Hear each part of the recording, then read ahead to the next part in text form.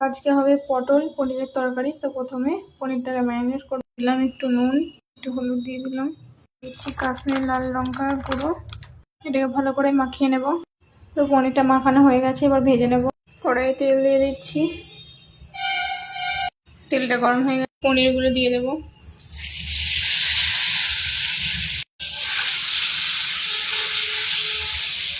এটা ভালো করে ভেজে নেব।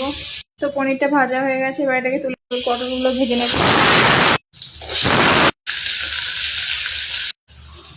পটলটা ভাজা হয়ে গেছে, তুলে নেব। তুলে নিলাম। এবার আলুগুলো ভেজে নেব। আলুগুলো ভেজে নেব। আলু ভাজা হয়ে গেছে, নামিয়ে নেব। সবকিছু ভাজা কমপ্লিট। পরের শুকনো লঙ্কা 5 ফোড়ন দিয়ে দিলাম, এরপর টমেটো দিয়ে দিলাম। এখানে আদা আর কাঁচা লঙ্কা পেস্ট করে নিয়েছি। এর মধ্যে নিয়েছি নিত্য প্রয়োজনীয় মশলাগুলো, ধনে গুঁড়ো, জিরে গুঁড়ো, হলুদ গুঁড়ো, কাশ্মীরি লাল মির্চ। আটাটা গলে গেছে, এবার এটা দিয়ে দেবো মশলাটা যেটা করে রেখেছি। মিক্স করে নেব। মশলাটা ভালো করে কষিয়ে নেব।